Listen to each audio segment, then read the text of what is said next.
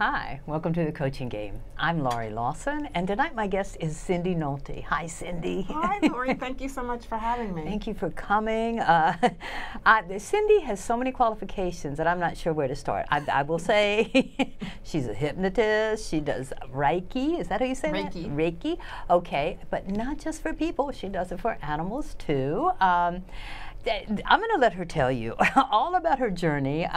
She's written a book, which I find so appropriate, especially in today's climate, Finding Peace in an Out-of-Control World. And she's going to tell us what inspired her to let us have these little hints, and what your journey was like in getting there. So we'll refer to this a little later.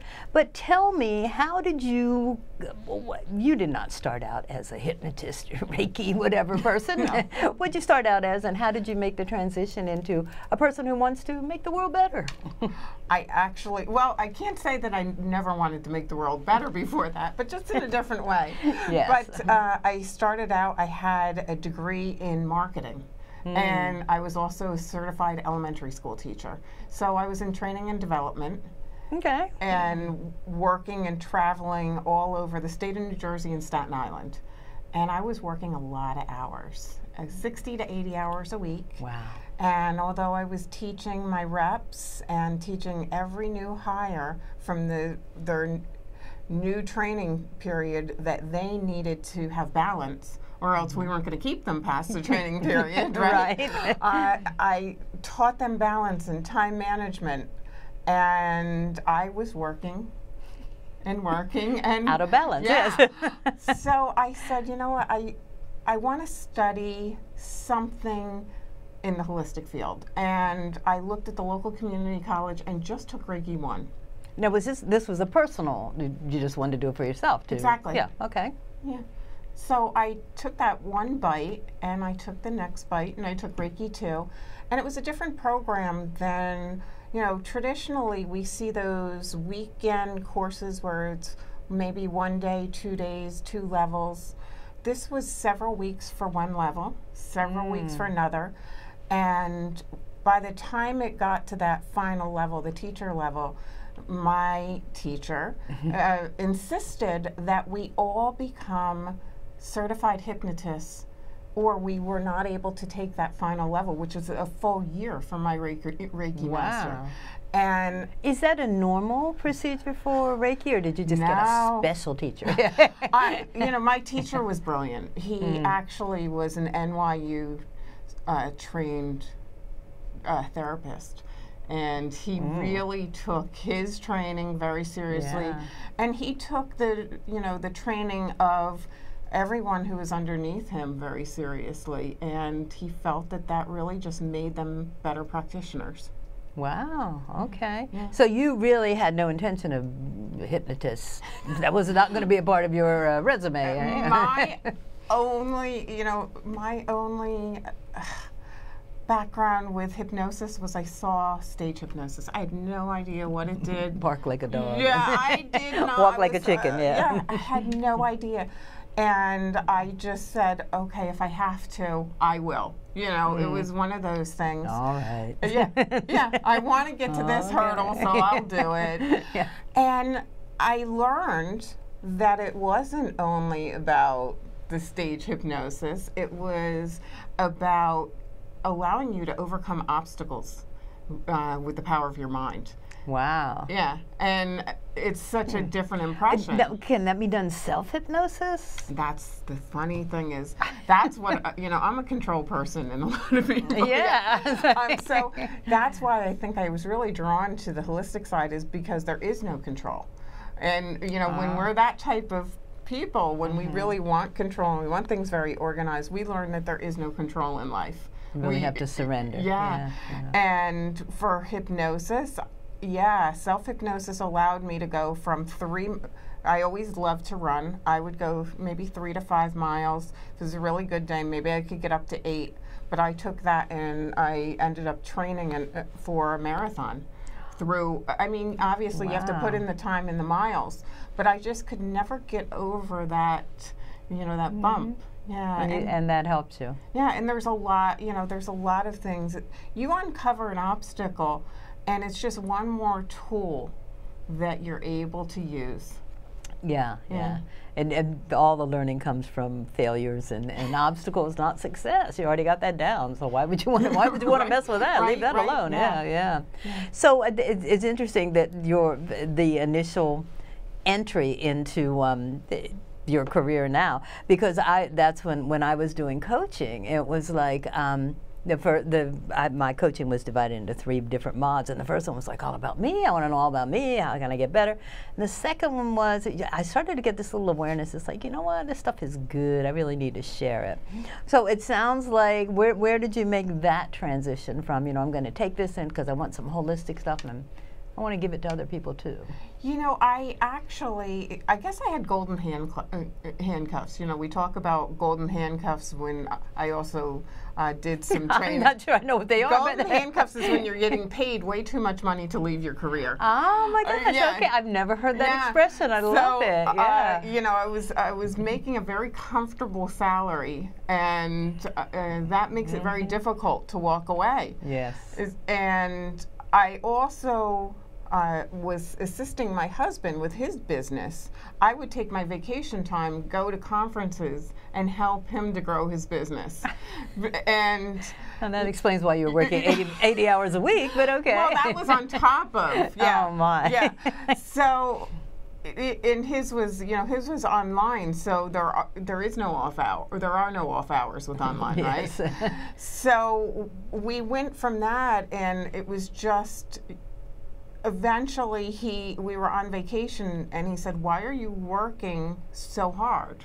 Right?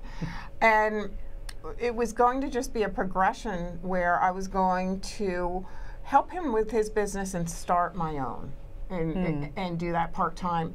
And I have to say, my business grew to my comfort level. I practiced, and I joke around and I say I put my hands on everyone I got the opportunity to.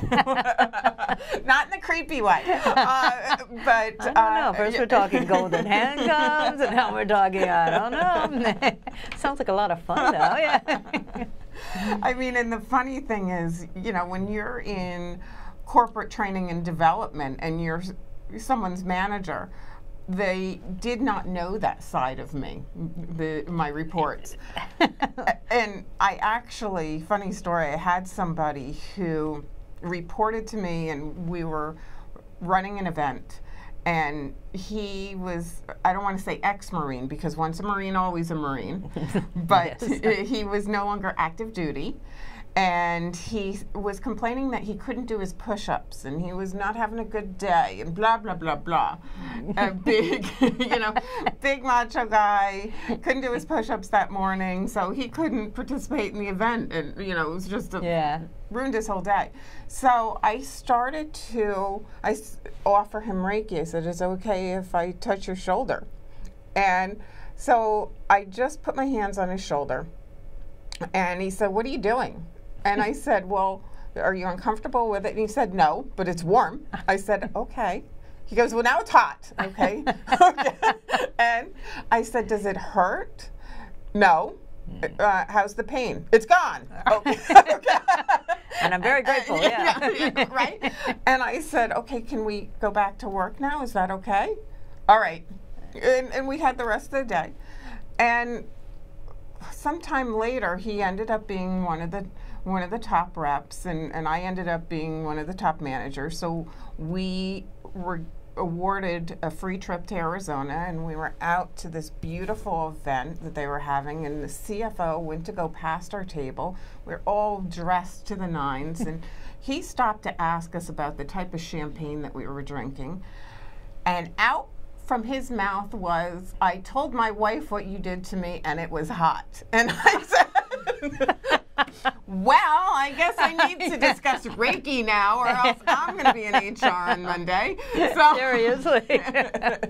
So that kind of evolved where no longer was it a secret what I did on the side, and it just progressively came out more and more in my life. Well, I can see where that would be a good marketing tool. I don't know what you did, but it was hot. Yeah. Very hot. Well, you know what? Because I know it's experiential, just like coaching is. But briefly, if you had to explain Reiki, what would you say? It's mind, body, spirit healing. It's universal energy, and you don't necessarily have to touch. But I do. I am licensed to touch in New Jersey. And it's just hands-on healing to heal the body, mind, spirit to the level that is dedicated to your highest good. Is it like, okay, you're bringing all three together when you do the touch, or is it just concentrating on one area? Or I don't want you to give away trade secrets, but Meaning, okay, when are you said you're licensed to touch in New Jersey, but so when you touch, does that mean that you're bringing mind, body, spirit together, or is it you're just making people aware of? You know what, mind, body, spirit is always together. Yeah, you're right. So we're not really bringing it together, but to the level that they need healing. And it's ironic because even when someone takes a Reiki 1 class, or whether it's someone who's taking a class for their own healing, or rather it's a client, we don't always receive the healing in the manner that we want healing. Sometimes something else is more important. Just like if you go to an emergency room, if you need 2 stitches, and someone else has a heart attack, you might really want your finger stitched up, but that person with the heart attack needs help first. Priority, yeah, they have priority. So the really amazing thing, and I always say, I do nothing for a living, because my job is to get out of the way and let go and let Reiki flow to where it needs to go. And it's not about me trying to figure out where it has to go, what it needs to do, all this stuff. And especially if you're somebody who always is thinking, it's very freeing, because you get out of the way and just trust that it'll do whatever's dedicated to the highest good. So does it, well, obviously I was going to say, does it have to be a receptive audience, but it's the example you gave, you didn't sound that receptive in the beginning. No. And does it make it easier if it's a receptive audience? I mean, if they're going, yeah, touch me, and touch me. You know, in animals, I would say they let me know whether or not they're receptive or not. In terms of people, very often they're slightly wary. You know, a lot of times traditional people try anything from, the Reiki, even hypnosis. I also offer Jin Shinjutsu. They try these things as a last-ditch effort. I've tried this, Yeah. I'll try anything to feel better. And they don't necessarily, they're not necessarily 100% sold on it, but they hope, right? They hope it'll do something. So a lot of times they're not 100% in on it. And that's why I really find that it's so important that we are the best practitioners that we can be, so that we can, assist them. Now, where does the hypnosis come in on that? Okay, I mean, I understand that he wanted you to do that. Was that so that you could prepare yourself, or you could prepare your client? It was because he felt whatever we say to a client is so important, in the power of our words. And, that's such a powerful statement even in life. What we say about ourselves, what we say to others, what we say about our own lives. And it is true. If I said, Laurie, how are you feeling today? How you doing? Yeah. And if, great. I'm okay. And really? You think so? I do, yeah. I did. Right? I did with you a minute ago, yeah. Or if I say, wow, you really look like you have a different glow about you. Something changed? Did you get a little color today?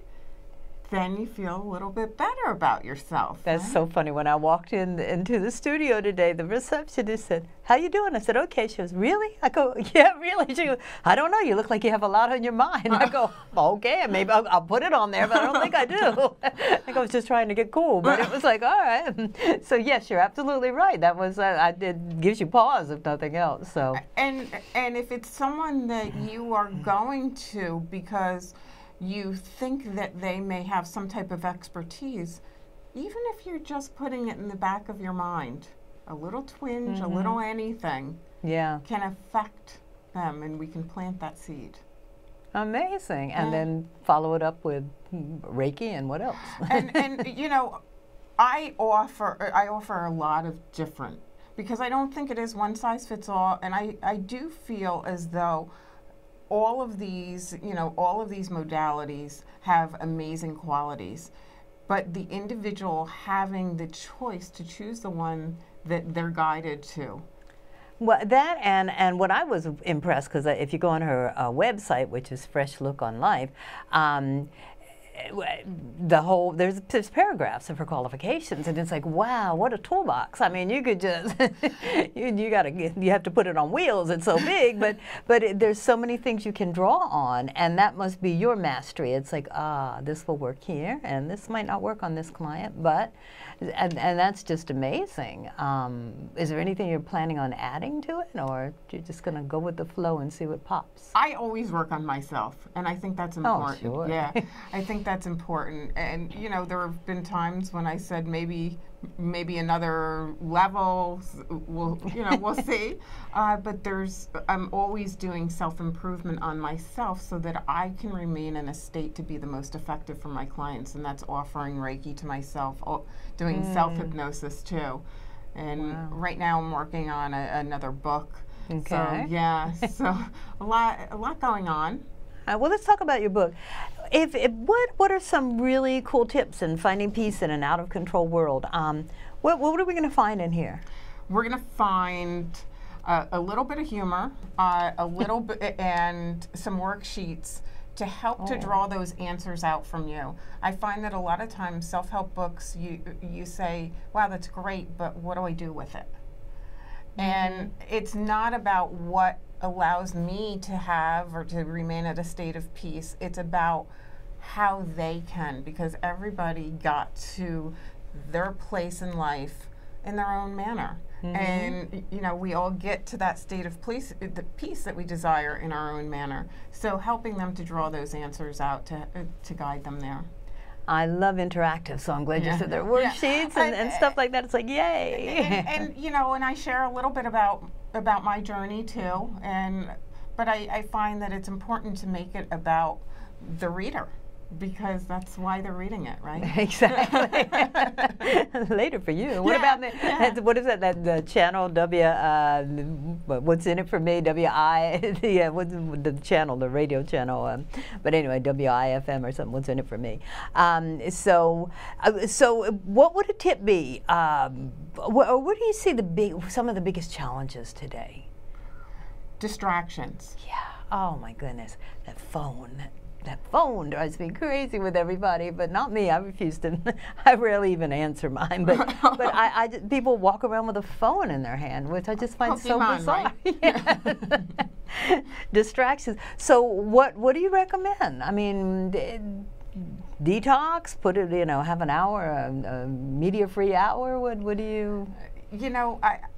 I'm not somebody who wants to give advice for somebody and say, this is what is going to work in your life. This is what I say. I say institute balance in your life.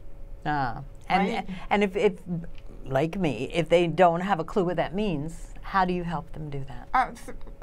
Through these exercises, but also just balances, think about what your priorities are. Think about what's important to you. I have them write up a bucket list. A bucket list, all those things that you kind of want to do in this lifetime. And, are you working towards any of those? Do you have a reason to really live, to get out of bed in the morning? Are you excited? Right? Yeah. And are you balancing all those things in your life that are important to you? Or is your life kind of out of balance? Because I admit mine was at one point in time. Yeah. And you do just kind of get on that gerbil wheel where you're just kind of existing and you're not really living. What was your warning sign? I mean, Because I think we all are out of balance at times. But when did you know it's like, you know what, there has to be a remedy for this? You know, I've gone a little too far. You know what? I have to thank my previous company. I was working 60 to 80 hours a week. I had stepped up and I was doing my own job and my boss's job from August until the following March. Wow. Okay. So I was doing both. And during that time, the region that I was managing, because that was one of the things that I did, along with all of the training and development for the entire region, and all the observations and all the paperwork, and they received an accommodation that was the very first time in the existence of the region that they ever were awarded that. No one ever reached that level before with the region. And they awarded the position to someone else. And corporate world, don't you love it? Yeah. And I said, wow. Out of balance. You're giving them more than they're giving you. Wow. And I made the decision at that moment in time, did I want to be there? And at that time I did. I was making very good money.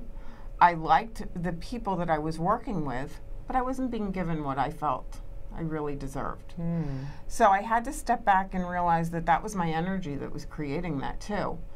And I just took my first Reiki class. I still worked a lot. I still gave it my all. To this day, my reputation is that I was the go-to person. Not only would my boss contact me if there was a problem that needed to be solved, every rep in the region did, and her boss contacted me too.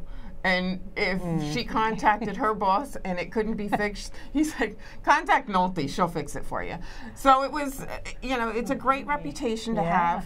So I felt good about that. And the ironic thing is, when I shifted that and I realized that I needed more balance, the position that I always desired, the one that I always wanted to get into, which was just full training and development for a larger area, developed, and it wasn't even, they didn't even have the position. And the person that was put in, you know, that was given the position over me ended up giving me a raise of $60,000 in the first year.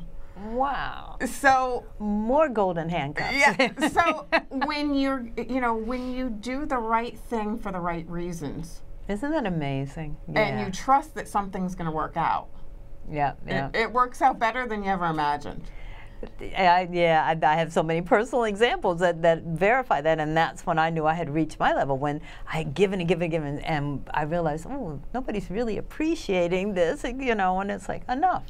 And that's, I'm just wondering, is that your client that comes to you when it's like, oh my God, I've done it, now I can't think of anything else? Or do you help people realize? I'm just wondering, who would say, let me go get Cindy, because besides your previous people, your previous corporate people.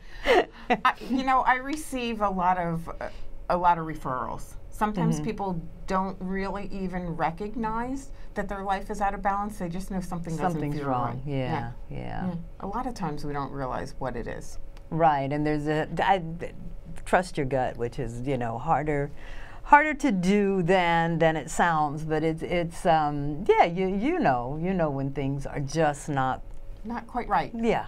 And there's more. I have my guests always choose one of the marvelous, I didn't even tell you about points of view, but one of the marvelous points of view coaching game cards. And Cindy chose passion. So tell me where passion comes in on this. I think we just talked about it. Yeah. But, Sorry. But it's okay. That's what I remembered. It's like, oh, passion, okay. So passion to me is that difference between kind of just surviving and finding that sweet spot where you look at the world through the eyes of somebody who's truly grateful for life. And I'll give you a really good example. The other day, I looked out of my picture window and I saw a little bit of a glow. It was right after a thunderstorm. It was only a couple days ago. And I peeled back the curtain just a little bit and I said, oh my goodness. I called my husband and I said, you have to come see, you have to come see. We have to go outside right now. And we went outside and he goes, it's a rainbow. And I said, it's a double rainbow. Don't you see it? It's a double rainbow. It's beautiful. And I was so excited. And you know, it's moments like that. I hope I'm always excited every time I see a double rainbow. Yeah. You know, and every time you see a sunset or the first star at night, every time I see a falling star, I still to this day am excited. Yeah, yeah. And that's passion. You know, being excited. My friend took the ride into the city with me today, and being excited about our whatever it is we get into after. Adventure, Adventures. Adventures of Cindy and Debbie. Yay! Yeah, I do a little bit of reinvention coaching, which is just simply, and that's for retired people or people who suddenly find that they're, where am I? You know, I play by the rules and I'm not. And it's like finding their passion. It's like, do you have any tips for finding your passion? I tell them, go back to when you were a child. Absolutely. What is it that you wanted to do? Now, you may not be able to be a circus rider or something, but what can you do that would give you that same passion? And I actually have that exercise in my book, do you? ironically. Oh, okay. Yeah, all right. So I do think that childhood usually does give you a lot of clues. Yes, yes. But it's not only childhood clues. You know, we are closest to Creator. We're closest to knowing our life purpose at that time. But never discount those things that we say when we say we're just kidding.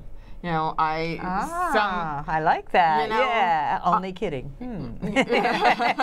Maybe not. And I'm saying, like, sometimes people say, I'm going to be a star someday, or I'm going to, you know, I'd really like to travel and do speaking. And then they say, well, I can't do that. You know, then we explain it away. And I say to those people, you know, don't go quit your job tomorrow, but why not you? If there are people out there doing those things that you've kind of, in a repeated message said, I'd like to do, why not you? Why not? I love that attitude. And whereas people walk around and go, why me? Why did this happen? It's like, why not you? Why not you? And where can you go from there? And some of the best things happen in 2008 because people were suddenly uncuffed, as you say. We have like 17 seconds left. Do you believe it? So oh my gosh, it was so fun to talk to you. It was marvelous. And I'm going to recommend everybody go check this book out because she has so much to offer and we have so little time. So Cindy Nolte, I am thrilled that you came on the coaching game. And everybody go check out Fresh Look on Life. Thank you. Thank you.